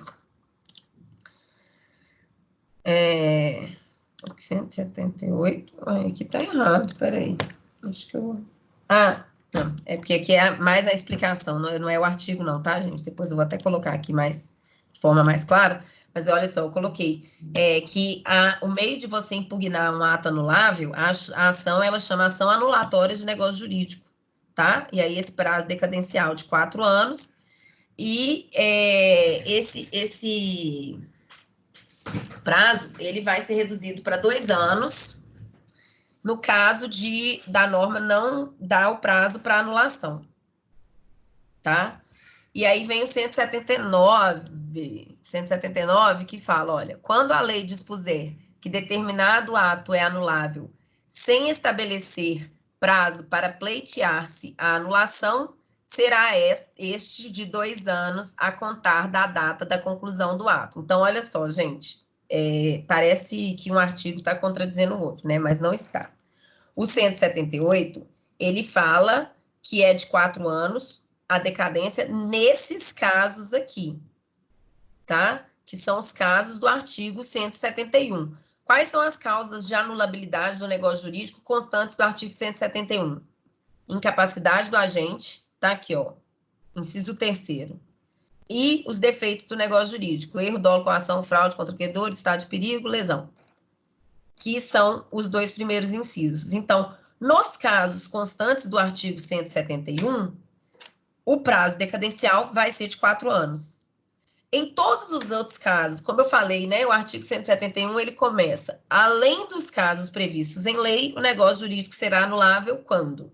Então, nos outros casos previstos na lei, nos outros casos que tem na legislação em geral e dentro do Código Civil também, como eu falei, que existem várias disposições falando sobre que um negócio jurídico vai ser anulável, esse prazo vai ser de 2 anos, a contar da conclusão do ato. Então, se não for nenhuma das hipóteses do 171, o prazo é 2 anos. Se for as hipóteses do 171, que é incapacidade ou defeito do negócio jurídico, o prazo, 4 anos. Entendido? Por que 2 disposições parecendo conflitantes? Sim. Então, tá. E aí, gente, eu falei, né, da boa-fé. O nosso código, ele busca o tempo inteiro valorizar e resguardar a boa-fé. Então, olha só a disposição do artigo 180. O menor, entre 16 e 18 anos, não pode, para eximir-se de uma obrigação, invocar a sua idade se dolosamente a ocultou quando inquirido pela outra parte, ou se, no ato de obrigar-se, declarou-se maior. Então, eu faço um empréstimo, eu te peço dinheiro emprestado, né? E aí a gente vai lá e faz um contrato, às vezes pode ser até verbal, mas aí o cara me pergunta, né? Fala, mas quantos anos você tem? Eu falo, não, eu tenho 18. Eu, sabendo que eu não tinha, né, que eu era uma pessoa relativamente incapaz, eu ocultei aquilo, eu menti, né? Então, ou eu me declarei maior, ou eu ocultei de forma dolosa, né? Eu não falei nada sobre a minha idade. Falei, ele tá pensando que eu tenho 18 anos, não vou falar nada, não, eu vou pegar esse dinheiro emprestado aqui. E aí, depois que eu peguei o dinheiro emprestado, eu vou lá e falo, ah, mas esse negócio é anulável, porque eu não... Vamos supor que eu coloquei lá uma cláusula que eu devia muitos juros, né? Aí eu quero anular o negócio para quê? Para só devolver o valor da obrigação principal lá para a pessoa, né? Não incidir juros e etc. Aí eu vou e alego, então, que, não, olha, eu sou menor. Mas vejam bem, gente, a pessoa entre 16 e 18 anos, o código já entende que ela tem capacidade de discernimento, tanto é que não coloca ela como absolutamente incapaz, né? Então, se eu tenho capacidade de discernimento, mesmo assim, eu de forma, né, confrontando o princípio da boa-fé, eu minto para a pessoa, então eu omito a minha idade, eu não vou poder alegar que aquele negócio é anulável, tá? Nossa, gente, começou uma panelaço aqui agora. Se der muito barulho, a gente dá só uma pausinha aqui, tá? Então, vamos lá. Se o menor declara ou oculta de má-fé a condição de relativamente incapaz, ele não vai poder usar isso para se eximir de cumprir uma obrigação, tá? Esse é o artigo 180, um artigo que busca privilegiar o quê, então? A boa-fé. E aí vem o 181 também, mais uma vez, né, a ideia da boa-fé está presente, porque ele fala, ó, ninguém pode reclamar o que, por uma obrigação anulada, pagou a um incapaz, se não provar que reverteu em proveito dele a importância paga. Então, olha só, a pessoa pagou para um incapaz, mas aquele valor se reverteu a favor do incapaz. Então, eu não vou poder alegar que aquele negócio é nulo, porque, de fato, a pessoa utilizou ali daquele bem, tá? Então, mais uma vez, está tentando preservar o interesse de quem não deu essa causa de anulação do negócio jurídico, tá? Ainda que os incapazes, exista essa proteção, essa ideia geral de proteção dos incapazes, mas nesses casos, busca o princípio da boa-fé, ele se sobressai à proteção dos incapazes, tá? Se a pessoa fez aquele negócio de boa-fé ali, não tem por que pleitear a anulação, tá? E aí, gente, tá atrapalhando o barulho aí? Tá, não, tá tranquilo. Então tá mó panelaço aqui. Aí o artigo 182. Então, vamos seguindo aqui, gente. Vocês podem perceber que eu coloquei a ordem certinha aqui do código. Na doutrina, vocês não vão ver certinho, porque um assunto vai puxando o outro. Eu quis colocar na ordem para vocês irem entendendo mesmo cada item, tá? O artigo 182, ele fala, ó, anulado o negócio jurídico, restituir-se-ão as partes ao estado em que antes dele se achavam. E não sendo possível restituí-las, serão indenizadas com o equivalente. Então, olha só, exatamente a parte que fala, de novo, né, que a sentença anulatória, ela vai restituir as partes para o estado anterior. Então, vejam bem, aqui tem uma pegadinha, não é uma pegadinha assim, mas é uma questão conceitual importante da gente falar, porque a sentença, né, de anulação de um negócio jurídico, ela constitui eles chamam de constitutiva negativa, porque ela nega um efeito, né, ela nega um efeito que foi constituído ali pelo negócio. E aí ela tem essa eficácia ex tunc, né? Por quê? Por que ela vai retroagir para restituir as partes, a sentença, tá, gente? Ela vai retroagir para restituir as partes ao estado anterior. Porque senão, se eu fiz um negócio jurídico, celebrei um negócio jurídico, e aí eu pago por aquele... Ai, foi mal. Eu pago por um determinado bem, e aí eu não vou receber de volta, o meu negócio é anulado, e eu não vou receber de volta o que eu paguei, não seria justo, né? Então, em razão disso, quando o negócio jurídico é anulado, as partes vão ser restituídas ao estado em que elas estavam no momento em que elas praticaram aquele ato ali que foi anulado. Entendido? Entendido. Peraí, deixa eu só... Um minutinho, gente. Deixa eu só pegar uma...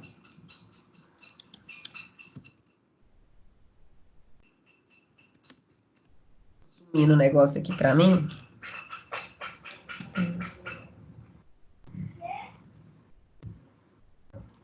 Então, olha só. Eu até pegando um exemplo aqui que eu tinha separado para dar para vocês. Vamos supor que a pessoa, né, foi levada lá por uma necessidade, né, a celebrar um contrato, a lá dar um sinal, né? Aquele caso lá que eu falei, por exemplo, do hospital.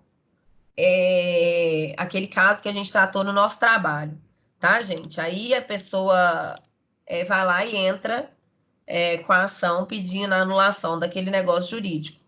Se essa eficácia da sentença não retroagisse, eu não receberia de volta o valor. Então, um dos efeitos da sentença vai ser determinar a devolução do valor, vai ser determinar a restituição dos valores, enfim, né, do Estado que se encontrava antes daquele negócio, tá? E aí o artigo 183, ó. A invalidade do instrumento não induz a do negócio jurídico, sempre que este puder provar-se por outro modo. Então, vejam bem, gente, se um contrato, o contrato especificamente, ele tem algo ali que o torna anulável, mas eu consigo provar que eu realmente pratiquei aquele negócio por outra forma. Vamos supor aqui esse contrato de empréstimo que eu falei aqui, né? Eu peguei um dinheiro emprestado ali com uma pessoa, e aí a gente fez um contrato lá, mas aquele contrato ali ele não tem validade, porque, enfim, não tinha a capacidade, a parte não era plenamente capaz, enfim, algo assim.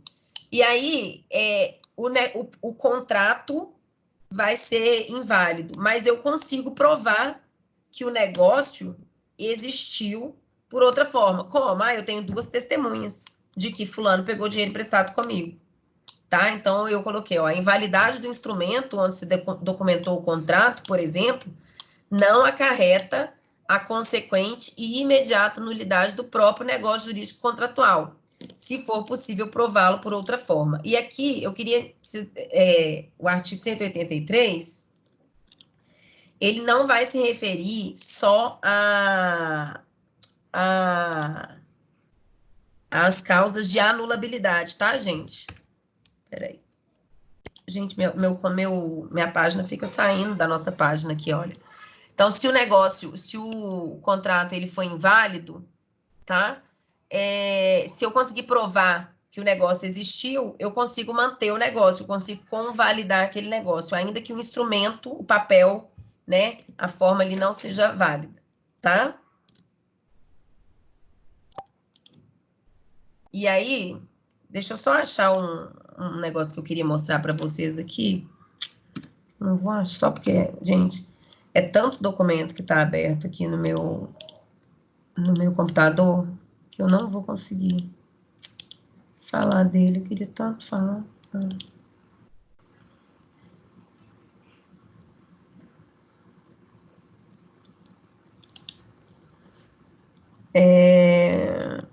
Invalidade, tá. Não vou achar mesmo a parte que eu queria falar com vocês, não, mas na hora que eu achar, depois eu mando para vocês se eu localizar. Era uma jurisprudência que eu queria ler aqui, mas eu não consigo localizar ela agora no meu computador, no meio desse caos de trabalhar em home office, não com esse tanto de coisa aberta. Mas, então, vocês entenderam o 183 aqui? Mesmo que o contrato tenha algo que possa invalidar ele, se eu conseguir provar o negócio, tá mantido o negócio, tá? Convalidei ele ali.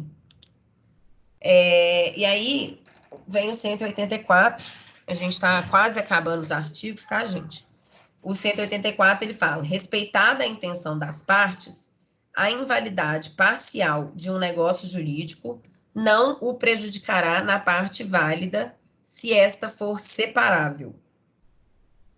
A invalidade da obrigação principal implica a das obrigações acessórias, mas a destas não induz a da obrigação principal. De novo, mais um artigo que fala um monte de coisa que fica parecendo assim, nossa senhora, o que é isso? Né? Mas eu tentei dar uma explicada aqui para quando vocês acessarem os meus slides futuramente, para não ficar só o artigo, tá, gente? Por isso que eu coloquei essas explicaçõezinhas embaixo aí. O que é importante aqui desse artigo? a invalidade parcial de um negócio não vai contaminar a parte válida dele. Exatamente em razão do princípio da conservação do contrato. Opa, alguém assumiu o controle da minha aula aqui agora. Ai, tirou. Peraí. Sumiu aí para vocês, gente? Sumiu. Sumiu o slide. Alguém assumiu o controle da aula e passou o slide. Aí, quando é assim, ele some, ô Glória. Está quase acabando. Se for só agora a gente precisar ficar sem os slides, não vai ter tanto prejuízo, não. Peraí que eu estou tentando carregar ele aqui. Ah, deu.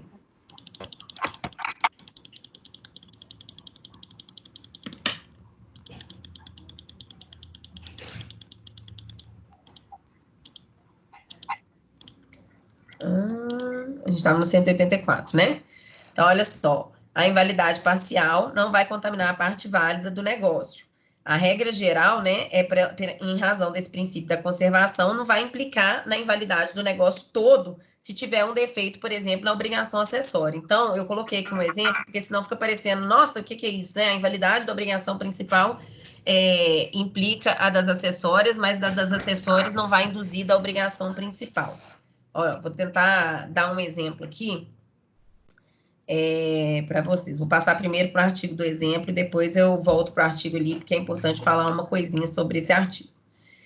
Quando você faz um contrato de penhor, né, uma garantia, você põe uma garantia ali num contrato de compra e venda, se o contrato, a parte da garantia, ela for inválida, ela for nula, ela for inválida, ela for anulada, não necessariamente vai anular o contrato de compra e venda. Então, quando eu faço um contrato de compra e venda e dou, por exemplo, um bem imóvel em garantia, esse contrato referente à garantia do meu imóvel, né, esse contrato essa parte da garantia, ela não vai invalidar o meu contrato principal, né? Então, olha só, a invalidade do contrato principal, claro que vai invalidar a minha garantia. Se minha compra e venda for anulável ou nula, o meu contrato referente à minha parte referente à garantia, obviamente também vai ser nula.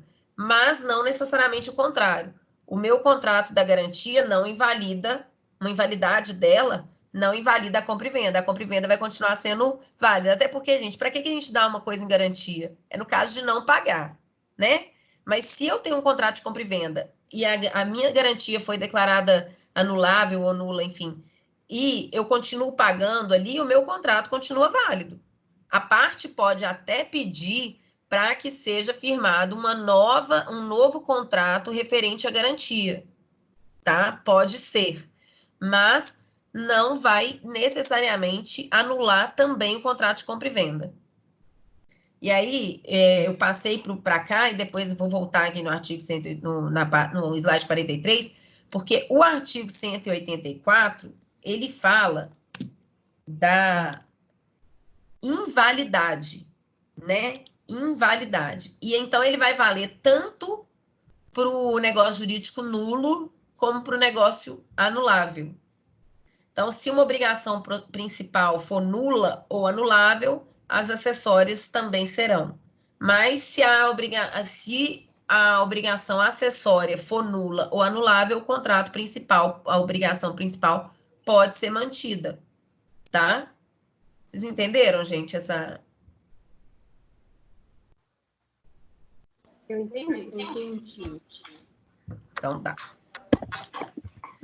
Porque os artigos, essas partes aqui finais das anulabilidades, os artigos são muito grandes, então muitas vezes a gente lê e dá aquela assustada, né? Mas não é para a gente assustar, não. É importante a gente ler com calma, que a gente consegue entender. E aí, aqui no final, eu coloquei um quadrinho para vocês que eu tirei do livro do Pablo Stolze. E já mandei ele para vocês, é um livro dele bem resumido, mas é bom. Então, olha só, a nulidade absoluta de um lado, a nulidade relativa do outro, tá? Então, no caso da nulidade absoluta, exige o quê? Ela tem interesse público, né? Lá no anulável, os interesses particulares. Tem tutela do direito, do interesse particular? Tem, mas é diferente do interesse público. A nulidade absoluta, ela se opera de pleno direito. Já a nulidade relativa, não, ela vai ter que ser arguída, né? Ela não é nula por si, ela não é anulável por si. Negócio que tenha algum defeito, por exemplo, ele não é anulável por si só, ele tem que ser arguído e as partes têm que não manifestar a vontade de convalidar aquele ato. Então, ela não vai se operar de pleno direito. Já no caso da nulidade absoluta, eu mostrei uma causa de nulidade ali, ó, essa pessoa tem 15 anos, ponto. Já se operou a nulidade dela ali, ainda que não haja ainda a declaração judicial, tá? A nulidade absoluta, ela não vai admitir essa confirmação, essa ratificação de um ato. Como eu falei, se você não seguir a forma prescrita em lei, né? O exemplo lá que o Darlison me perguntou. O negócio jurídico, ele é nulo. Mas aí eu posso ir lá depois e fazer um novo contrato e cumprir a formalidade? Posso, mas é um novo contrato. Aquele contrato anterior, ele é como se não tivesse existido, tá? Então, por exemplo, gente, qual que é um resultado prático disso? Você faz um contrato de compra e venda, mas você não registra ele você não faz, né, a escritura pública. Quem que é o devedor do IPTU? Quem que é o contribuinte do IPTU? É o proprietário do bem, não é? Então, se você não altera a titularidade do bem lá no cartório, se você não faz o registro da compra e venda, você que vendeu vai continuar sendo o devedor do IPTU. Então, daqui a 5 anos, você vai lá e se surpreende com uma ação de execução fiscal do município que você está devendo IPTU. Por quê? Porque o cara que você vendeu o imóvel não transferiu, né? Não registrou, vocês fizeram um negócio sem ser na forma prescrita na lei, e aí o negócio vai ser nulo e realmente você vai ser o responsável pelo pagamento do tributo, tá? Gente, judicialmente, às vezes é até possível se atribuir a obrigação, né, demonstrar a obrigação, mas é muito difícil você retirar uma obrigação tributária, por exemplo, do proprietário do proprietário do bem, porque, né, o direito não socorre os que dormem. Então, se você vendeu, mas não fez na forma prevista na lei, prejuízo seu, né? Já a nulidade relativa vai admitir essa confirmação, tanto expressa quanto tacitamente. A gente viu as duas hipóteses nos artigos lá, né? A nulidade absoluta, então, ela pode ser arguída pelas partes, por um terceiro interessado, pelo Ministério Público e pode ser pronunciada de ofício pelo juiz. Já a nulidade relativa, só os interessados legítimos daquela, referente àquela anulação, tá? A ação a ser proposta, no caso de nulidade, é para declarar a nulidade. Então, ela vai ser decidida por uma sentença que declara que o negócio é nulo e que os efeitos dele, né, são inexistentes. Já a ação anulatória vai ser decidida por uma sentença de natureza desconstitutiva, ele vai desconstituir o negócio, e aí o Pablo Stouze é uma das pessoas que defende essa corrente que eu falei aqui com vocês, que os efeitos retroagem, porque tem que voltar ao status quo, né? Se eu estou anulando um negócio, eu tenho que colocar as pessoas naquela situação onde elas estavam, principalmente em relação à questão patrimonial, tá, gente? Então, por fim, a última diferença aí. A nulidade pode ser reconhecida a qualquer tempo, não se sujeita a prazo decadencial. E a anulabilidade, pela via judicial, ela vai ter o prazo de 4 anos, se for nas hipóteses, né, do artigo 171, ou prazo de 2 anos nos outros casos previstos na lei. De forma geral, esse quadrinho aqui é um resuminho bem interessante para vocês terem sempre em mente aí da diferença de um e do outro, tá? E basicamente é isso, assim, a teoria das invalidades é isso aí. Dúvidas? Não. Não.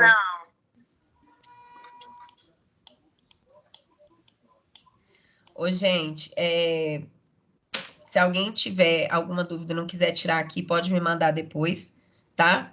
Então, assim, se a gente não tem dúvidas, eu vou repassar, vou falar de novo aqui um pouquinho o que eu falei no início da aula, porque tinha gente que não estava, agora a aula está um pouquinho mais cheia. Quero pedir para vocês, queria pedir mesmo que vocês fizessem um compromisso comigo para que vocês façam o AVA, tá? Referente a essas unidades aqui dos negócios jurídicos. Espero que vocês já tenham feito a 1. Eu sei que muita gente não fez, porque outro dia eu tirei um relatório, fiquei triste. Mas vou considerar que vocês estavam com dificuldade de acesso, enfim, tá? Mas vamos tentar fazer o AVA da minha matéria até terça-feira que vem, para que vocês possam trazer todas as dúvidas que vocês tiverem. Vou disponibilizar essa próxima aula, né? Vou fazer um trabalho menor para a gente poder fazer a revisão e para a gente poder repassar questões do AVA que vocês tenham dúvida, tá? Vou retirar questões da minha prova do AVA, então façam, porque é interessante, né? Para todo mundo aí essa questão. E semana que vem, então, teremos também o trabalho. Sim, vamos conseguir fazer um trabalho online, não tem problema, tá? Vai ser possível.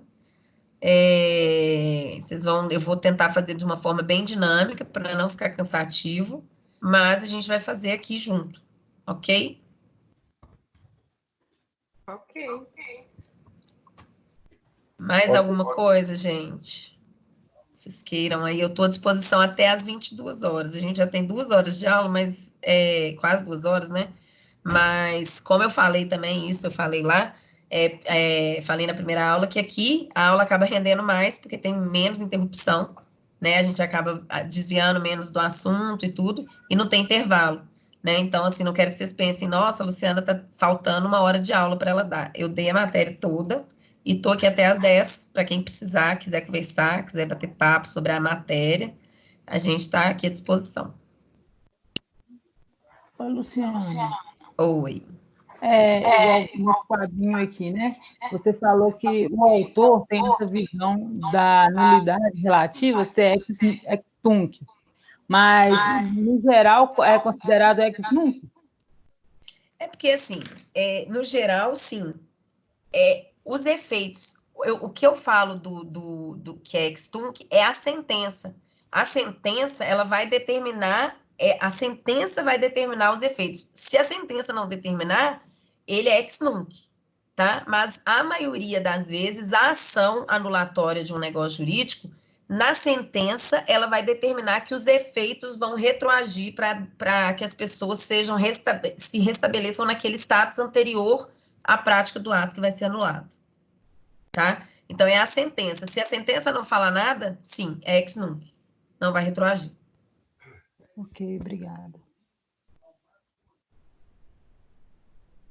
Gente, eu falei também aqui no início, então, vou continuar com os recadinhos, se alguém tiver mais alguma dúvida, me interrompe. A gente ainda não sabe como que vai ser a questão da prova. A prova de vocês está marcada no meu calendário para o dia 13, então, sem ser a próxima aula, a outra.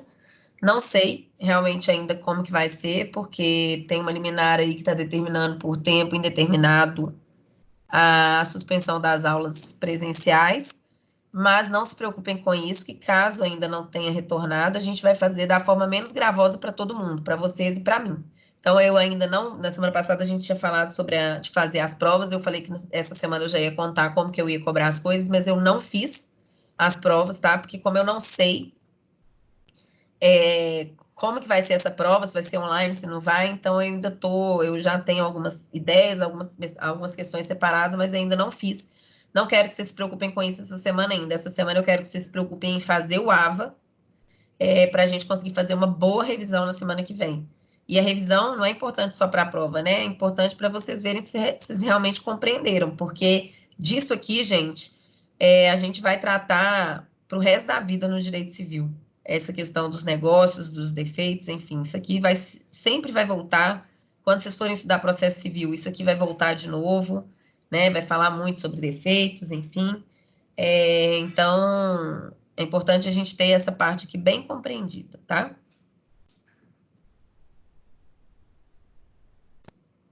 Nossa, acabou totalmente minha água aqui.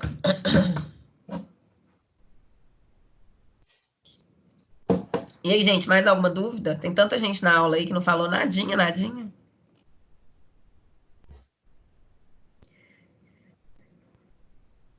Abre as câmeras aí, os áudios, pode falar, gente.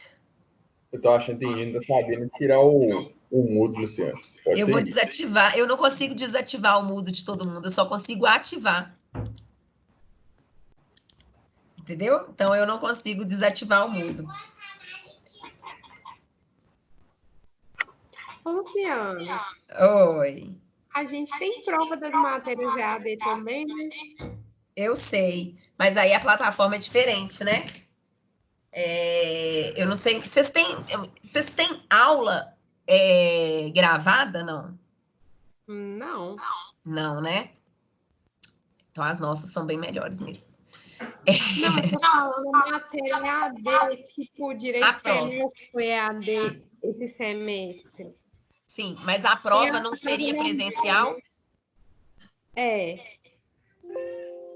Porque eu me lembro que no calendário tinha uma data assim, avaliações DI.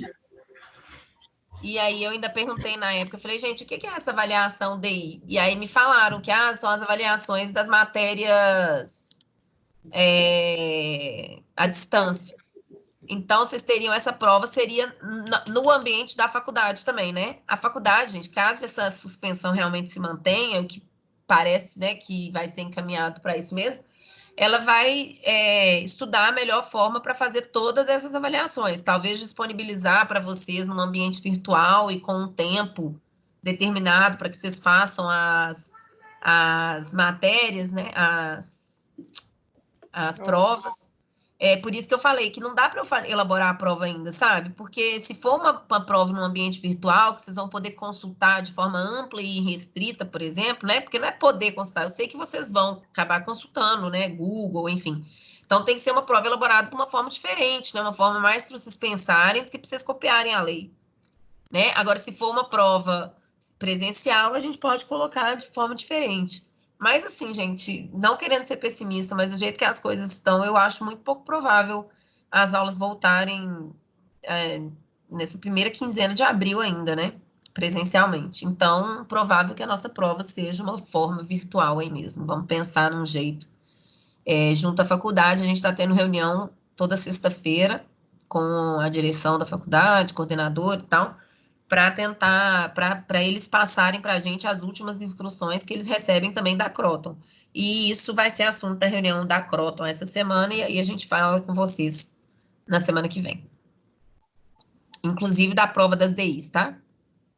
Tá bom. Como é que tá, gente? As matérias online, vocês estão conseguindo cumprir? Tá conseguindo fazer? Ô, Luciana, Oi.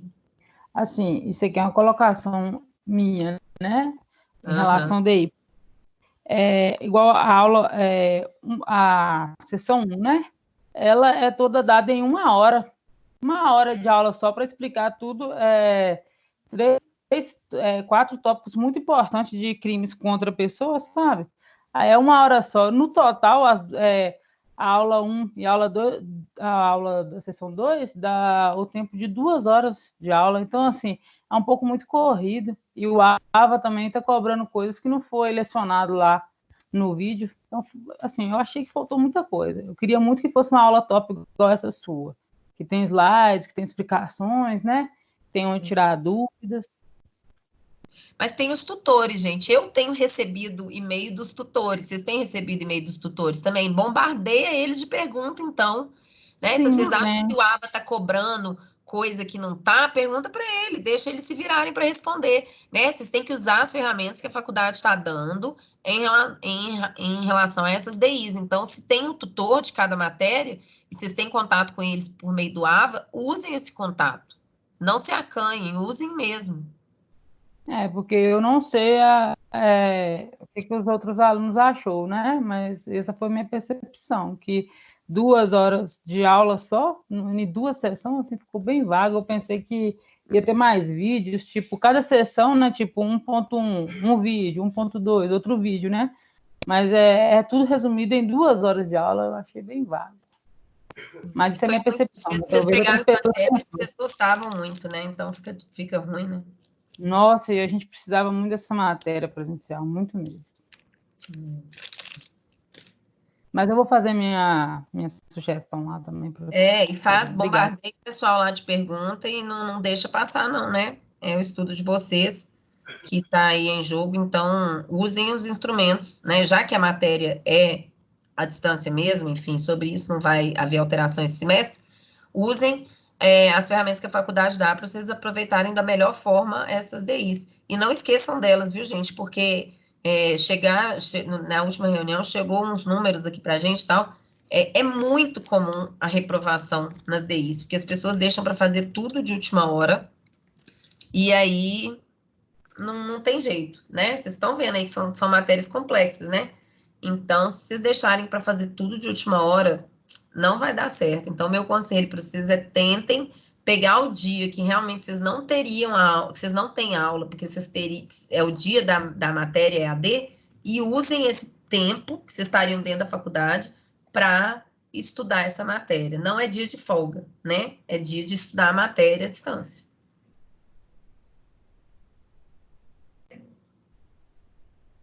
Ó, silêncio absoluto, gente, fala oi comigo. Ai. Eu acho que o povo deve estar sem saber coisar o microfone mesmo, gente, porque não é possível, ninguém fala. Só as mesmas pessoas. Oi. Oi, Adriano. Tudo bem? Aí, gente. Gente, vocês querem me ver falar oi? Coisa? Você tirou só para falar oi mesmo? Só para mostrar que você está aqui, né? Estou vivo ainda. Mais alguma dúvida, gente? Não. Como eu falei no início da aula, essa aula está sendo gravada e eu vou disponibilizar ela no YouTube. Vou colocar o link dela no YouTube no mesmo lugar onde vocês acessaram pelo AVE o link da aula para o Teams, tá? Naquela mesma mensagem. Então, quando vocês entram lá nas suas matérias, aí você vai entrar lá, seção 2.3, unidade 2, seção 2.3, aí vai ter o link aulas, vai ter o link para assistir a aula ao vivo, e aí depois, agora que já passou ao vivo, vai ter o link para o YouTube, tá? E aí, quem tiver alguma dúvida, pode tirar as dúvidas depois na gravação. Também pode ouvir, é bom que vocês vão poder consultar isso depois. Luciana. Oi. Estou com uma dúvida aqui a respeito do desafio Nota Máxima. Porque, assim, a gente vai fazendo, tem a pontuação lá. Mas eles, fazendo esse desafio, vai agregar algum ponto no AVA?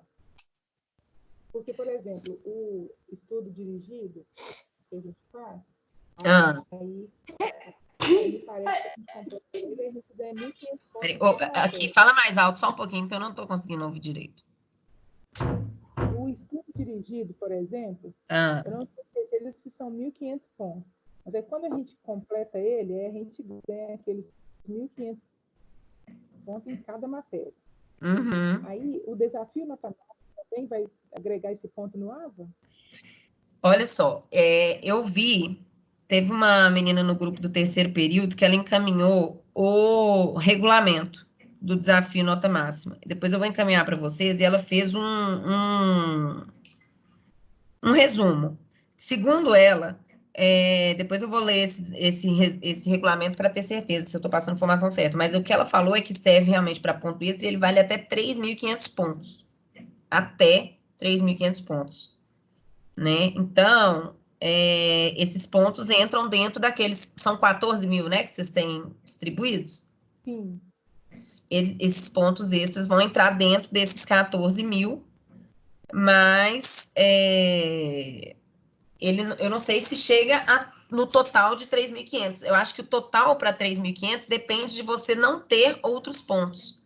Então, assim, se você fizer todas essas atividades extras, né, completar o AVRA, né, todas essas atividades extras que a faculdade te propõe, eu acho que o desafio Nota Máxima não chega a te dar 3.500 pontos, mas ele te dá, sei lá, 1.000, 1.500, enfim, alguma coisa, mas ele pode ser até 3.500, mas eu vou te encaminhar o desafio, o regulamento, que talvez elucide aí. Eu não li, vou confessar que eu não li o regulamento na hora que eu recebi, então, não sei, quer ver, o que é o desafio Nota Máxima? É um programa de ensino que tem como objetivo identificar as lacunas de aprendizagem e proporcionar, por meio de uma plataforma de ensino adaptativo, um ensino personalizado e gamificado ao nosso aluno, para que ele alcance o melhor desempenho acadêmico. E aí, tem aqui, ó. Pontuação máxima obtida pontuação obtida no desafio nota máxima e vai ser a pontuação convertida. Eu acho que não vai dar para vocês verem aqui, mas tem uma tabelinha, ó, nesse regulamento, que mostra qual que é a pontuação que você pode obter e quanto que vai ser recebido dentro das atividades transversais. Entendi. Tá? Eu vou te encaminhar. Vou encaminhar aqui no grupo para vocês agora esse regulamento aqui, que quem tiver alguma dúvida dá para consultar. Acho que já facilita. Vou mandar no nosso grupo e no grupo. Eu não tenho dúvida, não, mas eu comecei a fazer essa nota máxima e eu acho que tirou muita gente do foco do curso que a gente está fazendo. Você tem que estudar outras coisas. Porque o que é Idade cobrado? média, é tanta matéria assim que não tem nada a ver com direito que tira do foco na hora que você está estudando. Lá é tudo que a gente aprendeu, né, na vida toda, ensino médio. É isso aí. Eu acho que não tem nada a ver com o nosso curso, porque tira totalmente a gente do foco. Mas se tem que fazer, né? Na verdade, pelo que eu entendi, ele não é obrigatório, mas você não vai deixar de ganhar, né, essa quantidade de ponto que ele dá. O que eu acho, gente, talvez assim para os próximos semestres seja o ideal, então, vocês tentarem logo no início. Ele é um só, ele vai sempre sendo colocado novas questões, é isso? São várias matérias, só que as matérias não tem nada a ver com Sim, mas, por exemplo, se você tirar um dia para fazer ele, você concluiu, acabou, ou daqui a pouco ele vai reabrir para... Não, ele vai reabrindo. São várias, nossa, muita coisa que você tem que ler para você responder. Cada semana ele lança uma matéria, uma ou duas matérias, e aí com um exercício ali, umas 4 questões. Só que você tem que ler a matéria, são várias coisas para ler, um videozinho, às vezes, dependendo da matéria, e aí depois responde 4 questões. Aí tem 4 ou 5 exercícios para uma semana. Aí na hora que você conclui, ele enviou, aí gera para outra semana outras atividades. E é muito tempo mesmo, porque você tem que ler muita coisa para você poder responder, senão você vai tirar nota baixa e não vai adiantar nada você fazer, sendo que o curso de Direito já toma muito tempo da gente, né? Talvez nesse semestre, né, assim, eu acho, gente, que, lógico que o desafio nota máxima é importante, vocês façam sempre que for possível, talvez, assim, tire uma manhã no final de semana para fazer e tal. Agora, não percam o foco das matérias de EAD, tá? Eu fiquei muito preocupada com os números que eu vi de algumas unidades que já tinham matérias EAD no curso de Direito e muita reprovação, porque as pessoas realmente não levaram a sério, sabe? Então, assim, vamos tomar cuidado com essas DIs. Não falando, façam o desafio nota máxima, mas criem esse hábito de assistir, de estudar as matérias que vocês estão fazendo online nos dias que vocês têm de folga, né? Que vocês não têm que ir presencialmente para a faculdade.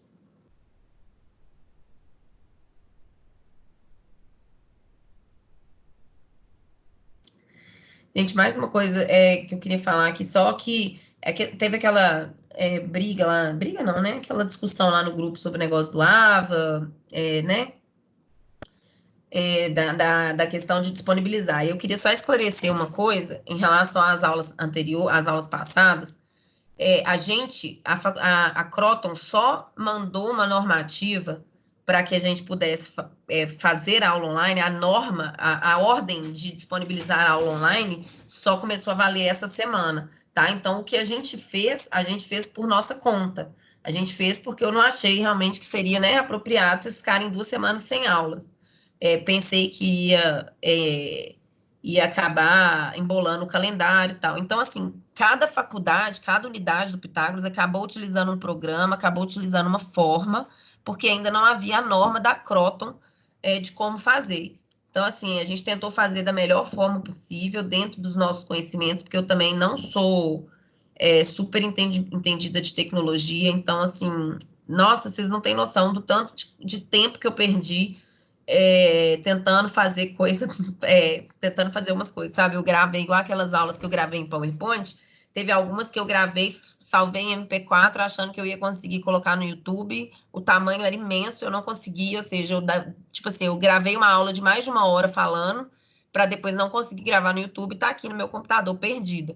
Então, assim, queria muito que vocês tentassem ajudar a gente, né, nas questões, assim, claro, gente, crítica é super bem-vinda, mas vamos tentar, nesse período que a gente não está se vendo, a gente tentar estreitar essa parceria. Eu estou aqui à disposição, eu falei com vocês, né, que me foi pedido que apadrinhasse a turma de vocês, para tentar fazer esse meio de campo entre vocês, coordenação e direção. Então, o que vocês tiverem de dificuldade ou de crítica, de, vamos melhorar em determinada matéria, não está fazendo da forma que tem que fazer e tal, me falem, vamos conversar e vamos tentar fazer esse período ser menos conturbado para todo mundo, inclusive para a gente e para vocês, né? O objetivo nosso, como professora aqui também, eu quero que vocês aprendam, então eu quero que vocês absorvam todo o conteúdo. Eu sei que não é a mesma coisa da aula presencial, mas que a gente consiga aí atingir esse objetivo da melhor forma. Então, eu estou aberto, que vocês precisarem de crítica e de sugestões, pode me procurar.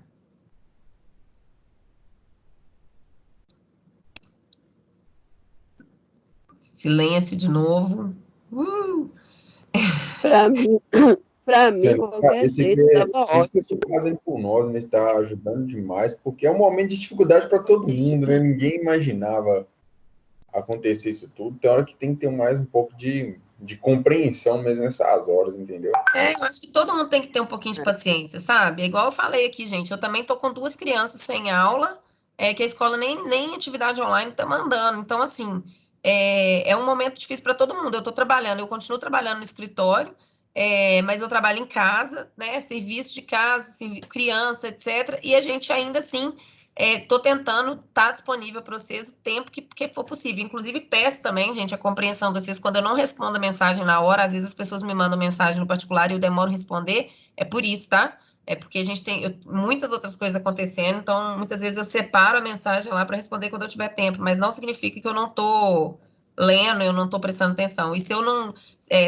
Os canais oficiais da faculdade realmente é o AVA, né? E tem o meu e-mail, que é um canal de comunicação oficial também da faculdade. Então, se vocês tiverem qualquer dificuldade, quiserem me acionar por lá também, podem ficar à vontade. Todo mundo aí tem o meu e-mail e as mensagens do AVA.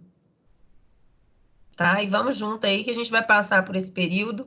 Até o final do semestre, com certeza, a gente já vai estar com aulas presenciais, podendo dar abraço e etc. O abraço eu não sei se eu vou poder dar, não, porque eu fiquei de isolamento, mas... Sério? Mas você foi confirmado? Sério. Mas você chegou a fazer o exame? Não, eu vou amanhã no PSF para fazer, que lá no hospital não tinha os negócios, não. Parece que essa semana, parece que hoje chegaram mais kits de exame, né? Porque eu fiquei sabendo que no Pardini, no EMS Pardini aqui em Belo Horizonte, está tendo de novo para fazer particular. Aqui também está tendo para fazer particular agora. Aqui não estava tendo. Semana passada, um amigo meu quis fazer, não tinha. Aqui está tendo no laboratório do ar. Com pedido médico e tudo, olha, complicado o negócio, né? Mas tomara que não seja, então. Mas você está se sentindo bem? Tô, graças a Deus. Ai, que bom. Mas até o final do semestre a gente pode dar abraço. Não significa que a gente vai dar abraço no próximo mês, mas assim, né? Quem diria que a gente sentiria falta tanto de contato, né? Contato com as pessoas. É muito difícil também. Então. Isso também faz os nervos se aflorarem, às vezes as pessoas perdem a paciência uma com a outra. Então, isso tudo a gente tem que considerar aí dentro desse contexto que a gente está vivendo para tentar minimizar aí os efeitos disso para a gente.